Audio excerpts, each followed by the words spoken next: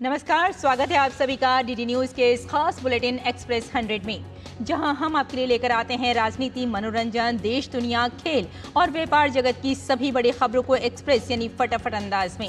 मैं हूं आपके साथ रेशमा। तो देखिए खबरें तेज रफ्तार से।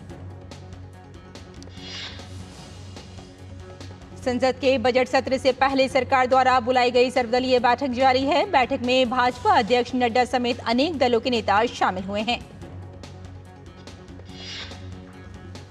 बैठक के दौरान सरकार संसद के दोनों सदनों के सुचारू संचालन के लिए सभी विपक्षी दलों से सहयोग का अनुरोध करेगी। बजट सत्र 22 जुलाई यानी कल से शुरू होकर अगले महीने की 12 तारीख तक चलेगा। आम बजट 23 जुलाई यानी मंगलवार को पेश किया जाएगा। ये मोदी सरकार के तीसरे कार्यकाल का पहला बजट है। पिछले महीने संसद के दोनों सदनों की संयुक्त बैठक को संबोधित करते हुए राष्ट्रपति द्रौपदी मुर्मू ने कहा था कि ये बजट सरकार की दूरगामी नीतियों और भविष्यवादी दृष्टिकोण का प्रभावी दस्तावेज होगा। महाराष्ट्र में साल के अंत में होने वाले विधानसभा चुनाव को लेकर भारतीय जनता पार्टी आज बड़ी बैठक करने जा रही है। पुणे में होने वाले महाराष्ट्र भाजपा के राज्य सम्मेलन में आगामी विधानसभा चुनाव के लिए पार्टी की बदली हुई रणनीति पर चर्चा होगी। इस बैठक में गृह मंत्री अमित शाह आगामी विधानसभा चुनाव के लिए 5000 से ज्यादा पदाधिकारियों को जीत का मंत्र देंगे। बैठक के लिए अमित शाह कल पुणे पहुंच चुके हैं। गृह मंत्री अमित शाह आज पार्टी के सभी वरिष्ठ नेताओं, प्रदेश और केंद्र सरकार के मंत्री और अन्य पदाधिकारियों के साथ बैठक करेंगे। इस बैठक में राज्य के वर्तमान समीकरणों को देखते हुए नई रणनीति बनाने पर विचार किया जा सकता है।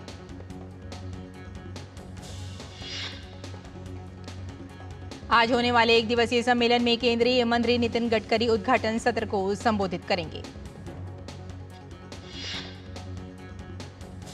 इस सम्मेलन के दूसरे सत्र की अगुवाई केंद्रीय गृह मंत्री अमित शाह करेंगे। पूर्व केंद्रीय मंत्री राव साहेब दानवे राज्य और राष्ट्रीय राजनीतिक परिदृश्य पर प्रस्तावों पर चर्चा करेंगे। आज से 31 जुलाई तक दिल्ली के भारत मंडपम में विश्व धरोहर समिति की बैठक का आयोजन होने जा रहा है।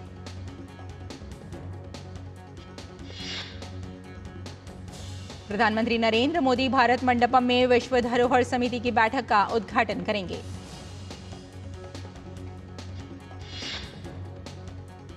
इस संबंध में पीएम मोदी ने सोशल मीडिया प्लेटफॉर्म एक्स पर लिखा, ये पहली बार है जब हमारा देश इस समिति की मेजबानी कर रहा है। ये हमारी विरासत को संरक्षित करने के तरीकों पर विचारों का आदान प्रदान करने का एक महत्वपूर्ण मंच है।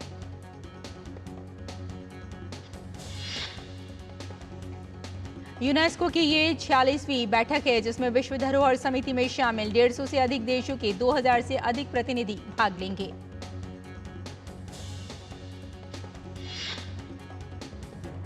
G20 समिट के बाद देश में पहली बार अंतर्राष्ट्रीय स्तर का ये कार्यक्रम हो रहा है। यूनेस्को के सहयोग से केंद्रीय संस्कृति मंत्रालय की ओर से आयोजित कार्यक्रम में यूनेस्को के महानिदेशक आड्रे अजोले और विभिन्न देशों के संस्कृति मंत्री, राजदूत और विशेषज्ञ भाग लेंगे। बता दें कि विश्व धरोहर समिति की बैठक साल में एक बार होती है। इसमें विश्व धरोहर से संबंधित सभी मामलों के प्रबंधन और विश्व धरोहर सूची में शामिल किए जाने वाले स्थलों पर निर्णय लिए जाते हैं। बैठक के दौरान विश्व धरोहर सूची में नए स्थलों को नामांकित करने, 124 मौजूदा विश्व धरोहर संपत्तियों की संरक्षण स्थिति रिपोर्ट, अंतर्राष्ट्रीय सहायता और विश्व धरोहर निधि के उपयोग आदि के प्रस्तावों पर चर्चा की जाएगी। केदारनाथ पैदल मार्ग पर आज सुबह बड़ा हादसा हुआ। चीरवासा के पास पहाड़ी से गिरी चट्टानों की चपेट में आने से 3 यात्रियों की मौत हो गई और 8 यात्री गंभीर रूप से जख्मी हो गए। हादसे में गंभीर रूप से घायलों को उपचार के लिए अस्पताल पहुंचाया गया है। सूचना मिलते ही यात्रा मार्ग में तैनात सुरक्षाकर्मी और प्रशासन की टीम ने मौके पर पहुंचकर राहत एवं बचाव कार्य शुरू किया।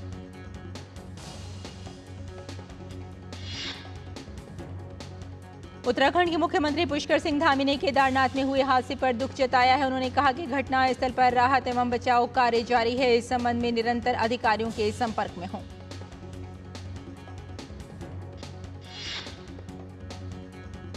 सीएम धामी ने हादसे में घायल हुए लोगों को त्वरित रूप से बेहतर उपचार उपलब्ध करवाने के निर्देश दिए हैं। उन्होंने हादसे में शोकाकुल परिजनों के प्रति संवेदना भी व्यक्त की है।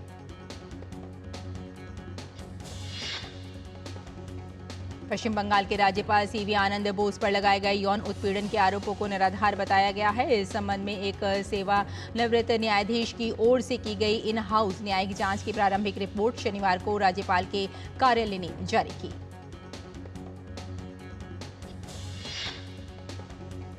इस रिपोर्ट में राज्यपाल पर लगाए गए आरोपों को गलत बताया गया है। राजभवन की एक महिला संविदा कर्मचारी ने राज्यपाल पर यौन उत्पीड़न के आरोप लगाए थे।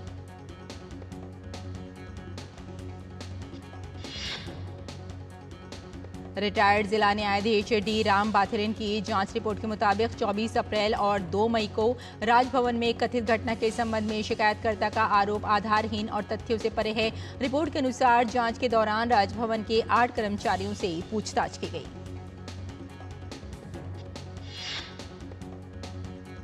रिपोर्ट में उस दिन ऐसी घटना होने की संभावना पर सवाल उठाया गया है। रिपोर्ट में ये भी कहा गया है कि राजभवन की किसी भी महिला कर्मचारी ने जांच के दौरान राज्यपाल के खिलाफ ऐसी कोई आशंका नहीं जताई। हालांकि टीएमसी ने इस जांच रिपोर्ट को दिखावा करार दिया है।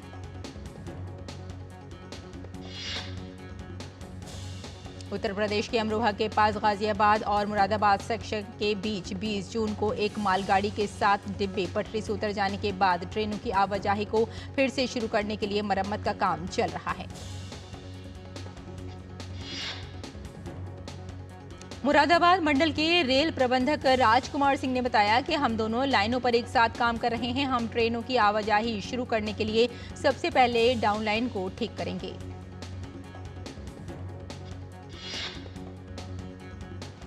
अब ट्रेन में भी महिला यात्रियों को पीरियड्स के दौरान सैनिटरी पैड्स मिल सकेंगे। पश्चिम मध्य रेल जोन का भोपाल मंडल ये पहल करने जा रहा है।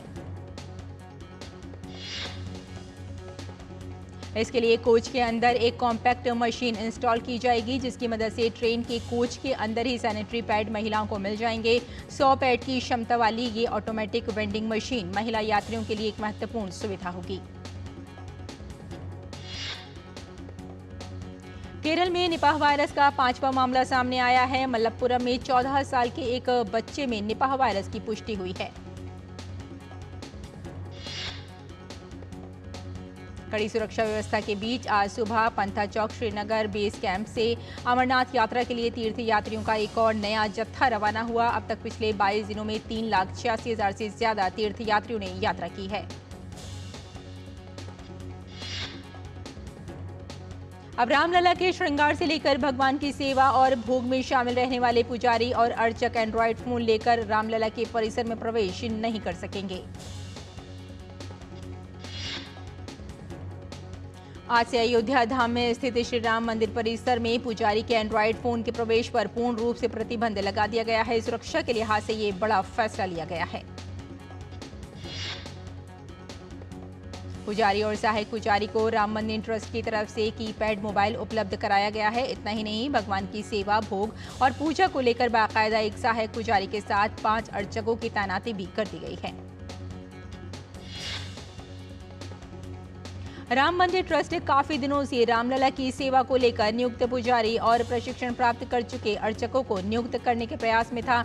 इसी कड़ी में एक अर्चक जिन्होंने राम मंदिर ट्रस्ट के नेतृत्व में पूजन अर्चन का प्रशिक्षण प्राप्त किया था, उनको तैनात किया गया है।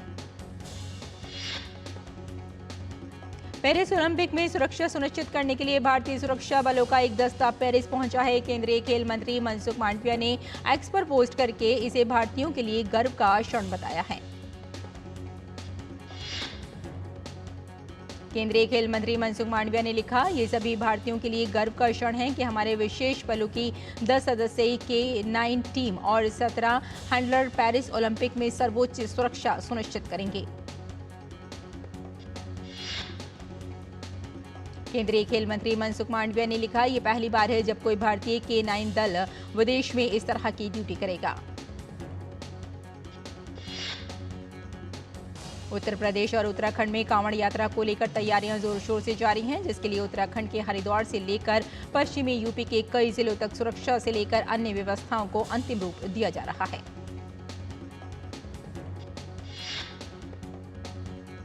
हाल के दिनों में जम्मू विभिन्न क्षेत्रों में हुए आतंकी गतिविधियों के बाद सेना सतर्क मोड में है। पूरे इलाके की सुरक्षा और हालात की समीक्षा करने के लिए थल सेना प्रमुख उपेंद्र द्विवेदी ने जम्मू का दौरा किया है। तीर्थ नगरी हरिद्वार में गुरु पूर्णिमा के मौके पर हर की पौड़ी और प्रयागराज समेत गंगा के विभिन्न घाटों पर लाखों श्रद्धालुओं ने आस्था की डुबकी लगाई। उत्तर प्रदेश के वाराणसी में गुरु पूर्णिमा के अवसर पर कीनाराम मठ में पूजा अर्चना करने के लिए बड़ी संख्या में श्रद्धालु जमा हुए। केंद्रीय मंत्री मनसुख मांडविया ने पोरबंदर में बाढ़ के हालात को लेकर समीक्षा बैठक की। बैठक के बाद केंद्रीय मंत्री ने कहा कि बाढ़ से अब तक 44 लोगों को बचाया जा चुका है और 600 से अधिक लोगों को शेल्टर होम में रखा गया है। गुजरात में बारिश और बाढ़ का कहर जारी है। मौसम विभाग ने कई जिलों में रेड अलर्ट जारी किया है। वहीं अगले 5 दिनों के दौरान दक्षिण भारत में गरज के साथ हल्की से मध्यम वर्षा का अनुमान है।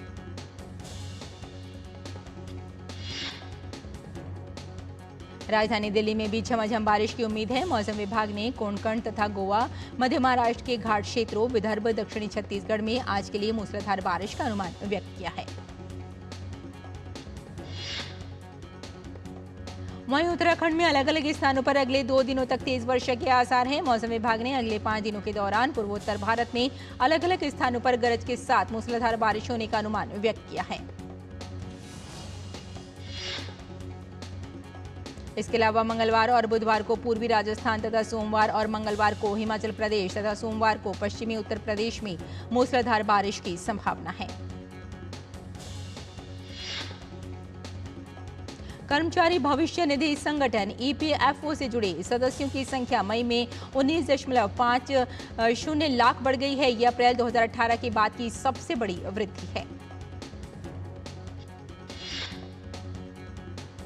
श्रम एवं रोजगार मंत्रालय के शनिवार को जारी आंकड़ों के अनुसार मई 2023 की तुलना में इस साल मई में ईपीएफओ से जुड़ने वाले सदस्यों का शुद्ध आंकड़ा 19.62% अधिक रहा।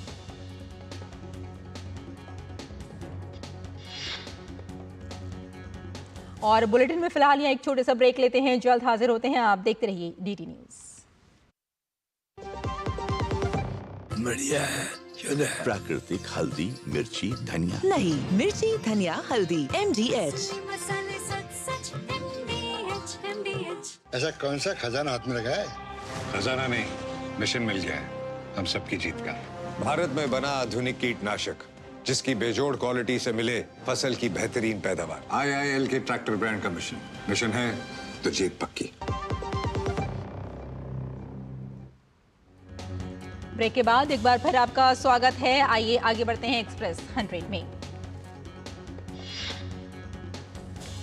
प्रधानमंत्री नरेंद्र मोदी के नेतृत्व में तीसरी बार बनी एनडीए की केंद्र सरकार 23 जुलाई को देश का बजट पेश करेगी। वित्त मंत्री निर्मला सीतारमण सदन बजट पेश करेंगी। बजट में बुनियादी ढांचा, रेलवे और ऊर्जा क्षेत्र को बढ़ावा मिलने की काफी उम्मीदें हैं। महामारी के बाद भारत सरकार का इंफ्रास्ट्रक्चर निर्माण पर फोकस बढ़ा। अंतरिम बजट में सरकार ने बुनियादी ढांचे के निर्माण पर 11.1 लाख का प्रावधान किया था। उम्मीद की जा रही है कि 23 जुलाई को पेश होने वाले आम बजट में भी गति शक्ति मिशन पर फोकस रहने वाला है। ऊर्जा की बढ़ती मांग को पूरा करने के लिए ऊर्जा के क्षेत्र में आत्मनिर्भर बनने पर प्रधानमंत्री नरेंद्र मोदी का फोकस है। बजट में ऊर्जा के नए सोर्स को प्रोत्साहन मिलने की उम्मीद है। माइक्रोसॉफ्ट ने बताया कि क्राउड स्ट्राइक से संबंधित आउटेज से लगभग 8.5 मिलियन डिवाइस प्रभावित हुए हैं। पूर्व अमेरिकी राष्ट्रपति डोनाल्ड ट्रंप ने कहा कि पिछले सप्ताह उन पर हुए जानलेवा हमले के बाद चीनी राष्ट्रपति शी जिनपिंग ने उन्हें एक नोट लिखा है और उनके स्वस्थ होने की कामना की है। अमेरिकी राष्ट्रपति पद के उम्मीदवार डोनाल्ड ट्रंप ने खुद पर हुए जानलेवा हमले के बाद पहली बार ग्रैंड रैपिड्स, मिशिगन में चुनाव प्रचार के दौरान जनसभा को संबोधित किया। अमेरिकी राष्ट्रपति पद के उम्मीदवार डोनाल्ड ट्रंप को हमले के बाद रैली में देखकर उनके समर्थक काफी उत्साहित और प्रसन्न दिखाई दिए। इजराइल और हमास के बीच पिछले साल अक्टूबर में शुरू हुआ संघर्ष थमने का नाम नहीं ले रहा है। शनिवार को उत्तरी गजा पट्टी में इजरायली हवाई हमलों में करीब 14 फलस्तीनियों की मौत हो गई।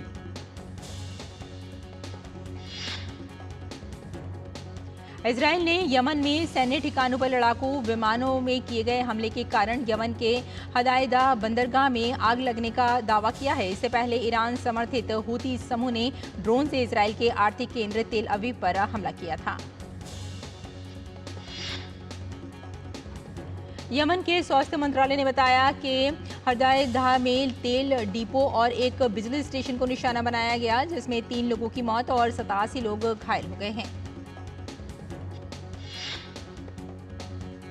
इजराइल द्वारा यमन में एयर स्ट्राइक के बाद यमन समर्थित हूती लड़ाकों ने इजराइल के महत्वपूर्ण ठिकानों पर फिर हमला करने की बात कही।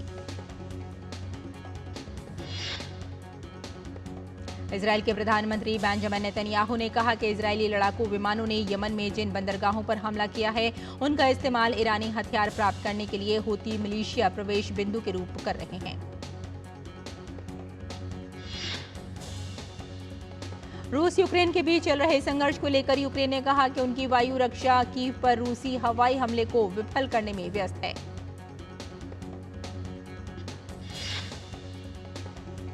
गजा में बंधक बनाए गए इजरायली लड़ाकों के परिजनों ने इजरायली प्रधानमंत्री बेंजामिन नेतन्याहू से अमेरिका जाने से पहले बंधकों को मुक्त करने के लिए समझौतों की घोषणा करने के लिए कहा।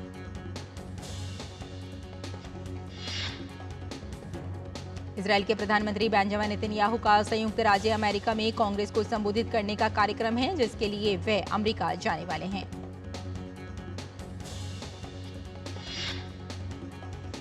बांग्लादेश में सरकारी नौकरियों में आरक्षण बहाली के सुप्रीम कोर्ट के आदेश के खिलाफ हिंसा और प्रदर्शन जारी है। बांग्लादेश में आरक्षण मामले में प्रदर्शन के दौरान हिंसा में अब तक 115 लोगों की मौत हो गई है। बांग्लादेश के प्रधानमंत्री शेख हसीना ने प्रदर्शन के मद्देनजर अपना विदेश दौरा रद्द कर दिया है। वहीं बांग्लादेश में सरकार ने पूरे देश में कर्फ्यू लगा दिया है। साथ ही प्रदर्शनकारियों को देखते हुए गोली मारने का आदेश है। नेपाल के नवनियुक्त प्रधानमंत्री केपी शर्मा ओली आज संसद में विश्वास मत हासिल करेंगे। आज दोपहर 1 बजे प्रतिनिधि सभा में केपी शर्मा ओली शक्ति परीक्षण का सामना करेंगे। CPN-UML के अध्यक्ष ओली ने 15 जुलाई को अपने चौथे कार्यकाल के लिए शपथ ली थी। नेपाल के संविधान के अनुसार ओली को नियुक्ति के 30 दिनों के भीतर विश्वास मत हासिल करना होगा।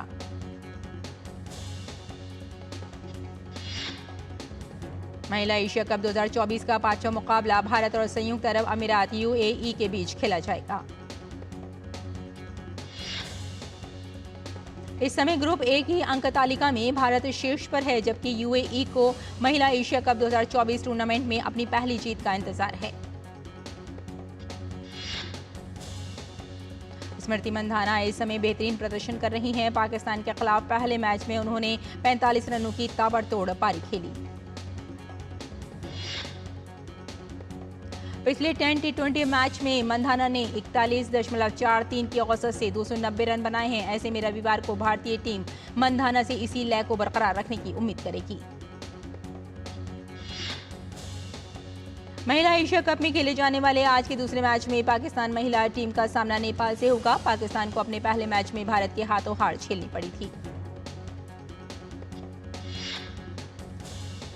किरण पहल ने ग्रीष्मकालीन एथलेटिक्स प्रतियोगिता 2024 में महिलाओं की 200 मीटर स्पर्धा में स्वर्ण पदक जीता। 23 वर्षीय खिलाड़ी किरण पहल ने 23.33 सेकंड में रिले पूरी की। ग्रीष्मकालीन एथलेटिक्स प्रतियोगिता 2024 में महिलाओं की 200 मीटर स्पर्धा में ज्योति याराजी दूसरे स्थान पर रहीं। उन्होंने 23.53 सेकंड में 200 मीटर रिले पूरी की। किरण पहल और ज्योति ये दोनों खिलाड़ी पेरिस ओलंपिक में 100 मीटर रिले में हिस्सा लेंगी। जापान की महिला जिम्नास्टिक टीम की कप्तान शोको मियाता धूम्रपान के कारण पेरिस खेलों से बाहर हो गई हैं। जापानी जिम्नास्टिक एसोसिएशन ने बताया कि 19 वर्षीय शोको मियाता ने धूम्रपान करके टीम की आचार संहिता का उल्लंघन किया है। पेरिस ओलंपिक की शुरुआत 26 जुलाई को सेन नदी पर एक अभूतपूर्व उद्घाटन समारोह के साथ होने जा रही है। पेरिस ओलंपिक आयोजन समिति ने एक ऐसे शो आयोजित करने का वादा किया है जो पहले कभी नहीं हुआ। इस बार ओलंपिक उद्घाटन समारोह किसी स्टेडियम में नहीं बल्कि सेन नदी के किनारे पर होगा। समारोह में नावों के जरिए नदी के किनारे 6 किलोमीटर के मार्ग पर हजारों एथलीटों और कलाकारों की एक परेड आयोजित की जाएगी। इस बार के ओलंपिक में 37 सदस्यीय शरणार्थी दल हिस्सा ले रहे हैं। ओलंपिक में हिस्सा लेने वाला ये अब तक का सबसे बड़ा शरणार्थी दल है। इस बार ओलंपिक में एथलीट 12 अलग अलग देशों से आए हैं और 12 अलग अलग खेलों में भाग लेंगे। पाकिस्तान क्रिकेट बोर्ड के पूर्व अध्यक्ष खालिद महमूद ने कहा कि भारत अगले साल की शुरुआत में आईसीसी चैंपियंस ट्रॉफी के लिए पाकिस्तान नहीं आएगा। उन्होंने कहा इसकी बहुत कम संभावना है कि वे पाकिस्तान में खेलने के लिए सहमत होंगे। अभिनेता रणवीर कपूर ने कहा कि धोखेबाज कैसेनोवा दोनों टैग उनकी लाइफ को बहुत बड़ा हिस्सा बन चुके हैं और कई सालों से वो टैग के साथ जी रहे हैं। कॉफी विद करण शो के दौरान रणवीर ने ये बात कही।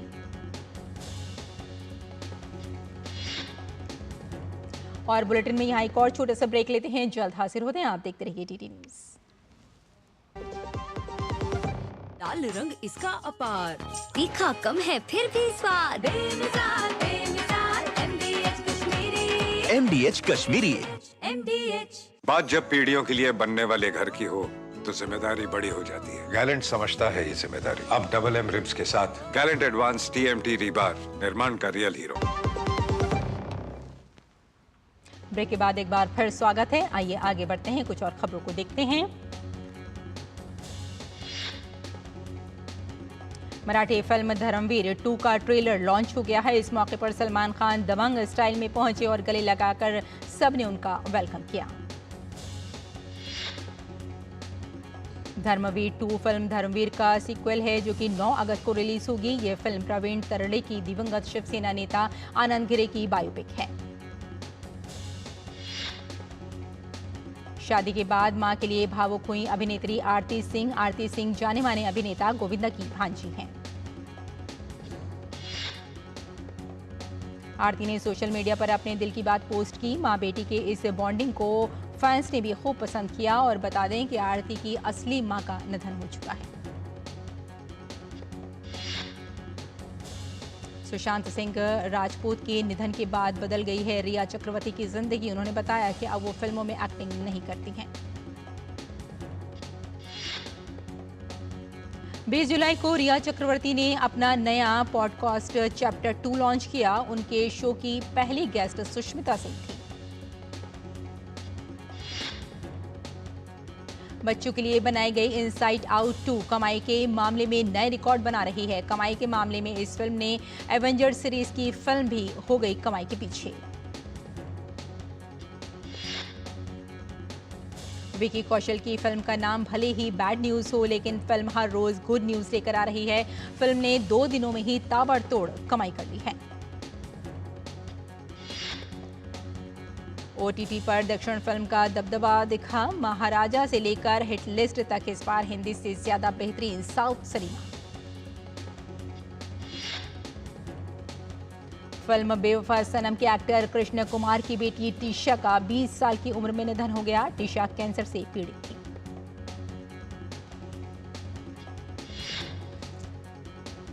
तो एक्सप्रेस न्यूज में फिलहाल इतना ही। यहीं हमें इजाजत दीजिए। नमस्कार।